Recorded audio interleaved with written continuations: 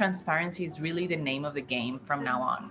Being able to show consumers in a very transparent way what is it that you are doing and what your values are, it's going to be key to the success of the new model.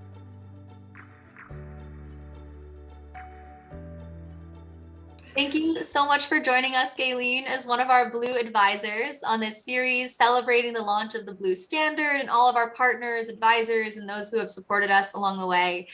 Really excited to dive into your expertise and role in this movement. But maybe as we start off, could you just give a bit more background and introduce yourself to our audience? I'm a food entrepreneur. I've been in the food and restaurant industry for over 20 years in different capacities. I've done everything from running operations in restaurants to distributing ingredients and also developing marketing strategies and campaigns. It's kind of like a mix of different positions and different roles within the food industry, both in New York, in the US, in Latin America, and in Europe. To jump right in, what are some of the biggest roadblocks you've seen for restaurants to adopt more sustainable practices? And what have you seen from your experience as some ways to overcome those barriers? The cool thing is that in reality, there are many more options and tools that we can actually put into place that don't have to affect that bottom line, which is, restaurateurs and operators' biggest fears, because it's a reality. Like it's been fragile, and it continues to be. Solutions like Blue Standard, that's actually bringing awareness and transparency to the whole process in the restaurant world. It's one of those tools that restaurants can use to actually show and communicate to the world what is that they are doing from the sustainability standpoint. Too Good To Go, it's another great tool because it's a real win-win-win proposition where the environment wins, consumers win, and of course, restaurant operators win. That right now it's been brought even more into focus is the need to find those overlaps for how, cost savings and sustainability, financial sustainability, as well as sustainability for our health and well-being and for the planet. So it is exciting that there are many areas where that does overlap, because if we think about just not being wasteful and repurposing and reusing and reducing all aspects of waste, that does tap into cost savings there as well. And so featuring those stories versus an existing and older narrative around sustainability being more expensive, which in certain cases and for certain products it still may be, but there's definitely real impetus and solutions for making that more accessible. Like that's definitely one big part of it, the financial side. But I think the other very important piece is that transparency is really the name of the game from now on. Being able to show consumers in a very transparent way what is it that you are doing and what your values are, it's going to be key to the success of the new model. Something that perhaps is less visible from a customer's perspective is food waste within the restaurant industry too. So this is a little bit more behind the scenes. It's harder to see, just from dining necessarily, but this is definitely a major problem and something that you've been focused on. I know you're currently helping to roll out Too Good To Go, as you mentioned, across the US. Do you maybe want to speak to that program, or even more broadly to the challenge of food waste in the restaurant industry and how to combat that? Food waste is definitely one of my obsessions. I think that anyone who really loves food and sees the amount of food that goes to waste, it's something that you just can't live with. You have to do something about it. That's my case. That's why I joined Too Good To Go, bringing it to the US.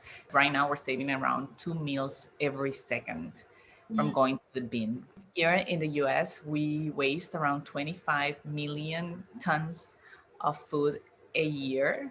And I'm only talking about the consumer facing platforms, meaning, retail and restaurants. While a lot of the food that it's actually wasted, I think over 45%, I think, it's actually done at home. So what we, even though, as you were saying, this is really something that it's a little bit behind the scenes, we're actually bringing it to the light and we're bringing it to the surface so that people understand that this is something that is happening. And we have to talk about it more, and we have to understand what is waste.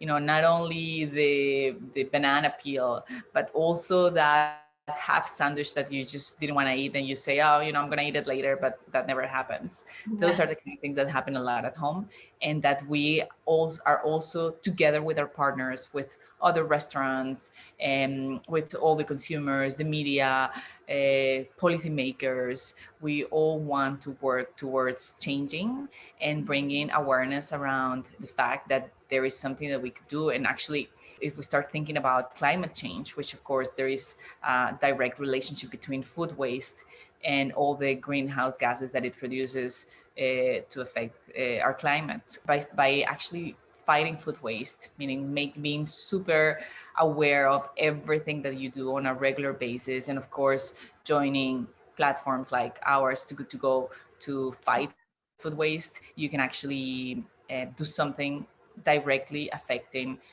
how the climate is developing in our world. From a previous report, we'd seen that if food waste were a country, it would be the third largest emitting country in the world, which really just brings that into perspective, into sharp focus. And to your point, absolutely, while it may be difficult to see in a restaurant, we do see this at home. And we see that when we clean out our fridge and we have to, get rid of all of these things that are going moldy or old or past expiration. It's heartbreaking. And so how do we get ahead of that? By the choices that we're making, by how we're purchasing. But then that also impacts, in a very similar way, how restaurants are stocking inventory and or making food available to the community at a lower price, as Too Good To Go does, which is really incredible, before it then is donated to other purposes. Everyone in the restaurant industry is a little traumatized because we've been going through so much in the last couple of years, and there's been a lot of pivoting and changing and trying to really understand how to help the community, how to serve consumers better. I think all those learnings and mixing also in technology and understanding how to improve the restaurant model is going to be a big part of what you're going to be seeing in the next couple of years.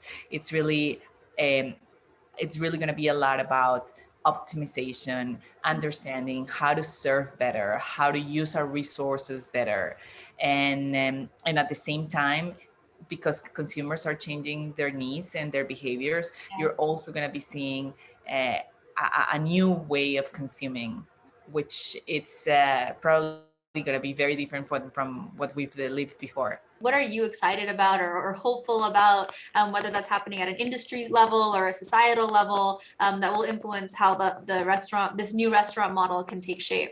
I think the really cool thing about what's happening right now is that transparency is the name of the game. We're really seeing how everything is going to be one conversation with a lot of transparency between all the different stakeholders, and a new way of consuming and a new way of serving food as well, connected 100% with suppliers, farmers, activists, consumers. Now we're coming in together to really build a new way. Even through this past 12 months, 18 months through COVID, there's been so much more collaboration in different ways and in different capacities. People are banding together in ways that are so needed. So I'm very optimistic and hopeful that continues and that can turn into the real action and transformative action that you're describing here.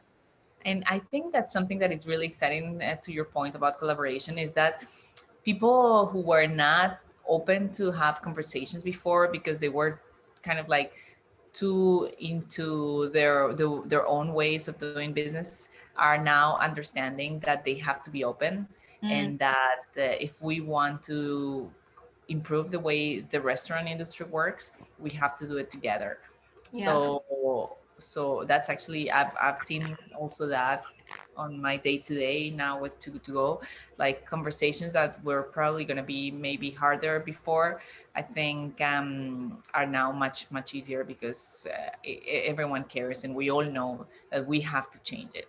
And I also think that technology plays a big role. Thank you for all this optimism and hope and your take on what's going on. Really appreciate that, Gaeleen, and your advice throughout and your insight as a Blue advisor and supporter of our work as well. Are there any final words or any last pieces you'd like to share with the audience today, or anything you're thinking about?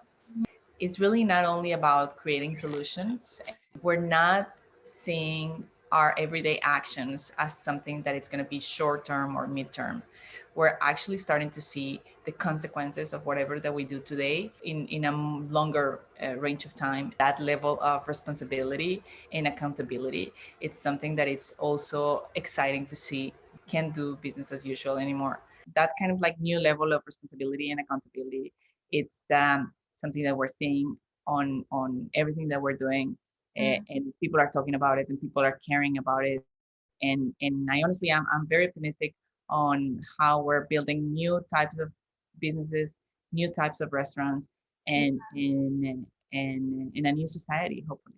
Thank you again so much, Gaeleen, for everything, for being a part of our community and for driving this effort with Too Good to Go on the ground with restaurants across the world, given your experience too.